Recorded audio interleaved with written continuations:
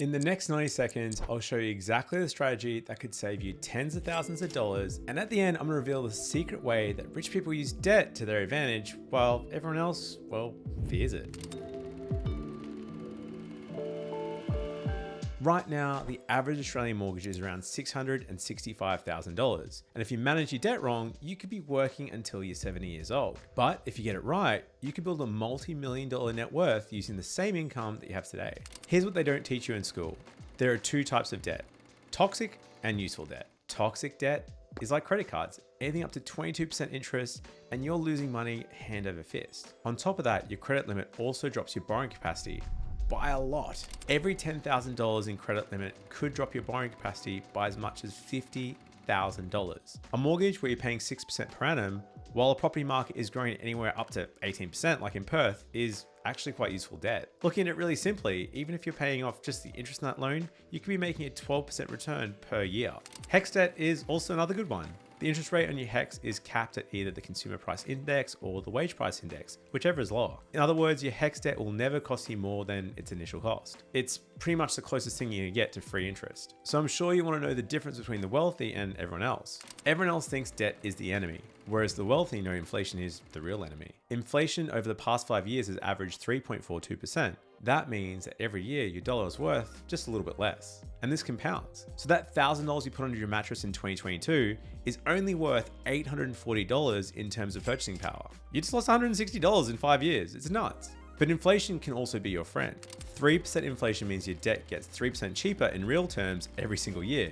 Your $600,000 mortgage today will feel like it's worth just $440,000 in 10 years' time. But while your debt shrinks in real terms, your property grows. A $600,000 property growing at just 5% will be worth $977,000 in 10 years' time. This next one is a pretty controversial strategy, and it's only for advanced people. And before you consider it, I definitely suggest speaking to your accountant and financial advisor to see if it makes sense for you. But if you've already got a home loan, here's a strategy that no one talks about: interest-only loans. Looking at the average person, most people pay principal and interest repayments, which costs them about $4,000 per month if you're just using the average loan. If you switch to interest-only during that period, your repayment drops to around $3,300 per month. That's about $700 extra per month in your pocket. What if you then use that $700 per month to buy another property, or you could even invest it, say using something really high growth at an 8% return per annum? Now, I get it. You might be saying, are you serious? Are you saying I shouldn't be paying off my mortgage faster?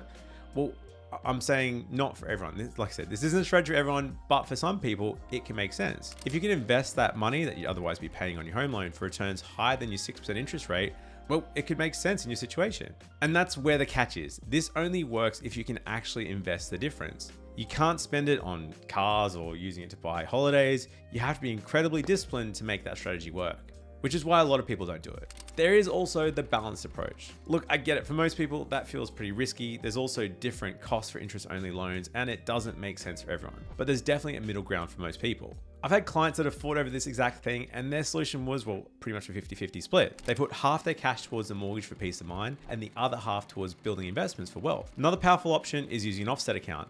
The money in your offset account reduces the interest you pay on your loan, but stays completely accessible. If you put $20,000 in your offset account, you pay no interest on the $20,000 of your loan, but you keep it liquid for emergencies or even opportunities. It's kind of the closest thing to having your cake and eating it too. But what is the action plan here?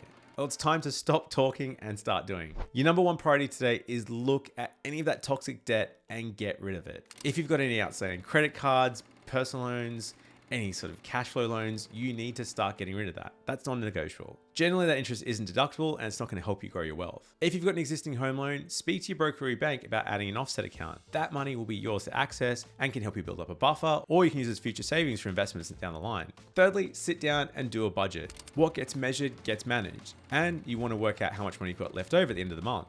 If you're still split on the strategy, one that could work for you is a split, 50-50. Use what you've got left over, half of that, to pay off your mortgage and the other half to invest. The biggest key here is not analysis by paralysis. It's really about shifting your mindset. If you're even considering getting in the market or you've just taken out a mortgage, that mortgage may feel huge today, but taking a step back, it's going to seem like nothing in 30 years' time. Ask anyone that bought a home in the 90s, and thanks to inflation and wage growth, their repayments for that home from 30 plus years ago is probably pocket change now. But also think about those people that bought in the 90s. It was a crazy time. They had to start somewhere and they chose action over-analysis paralysis. The difference between wealthy people and everyone else isn't often their income. It's understanding that some debt can be a wealth building tool if you use it correctly.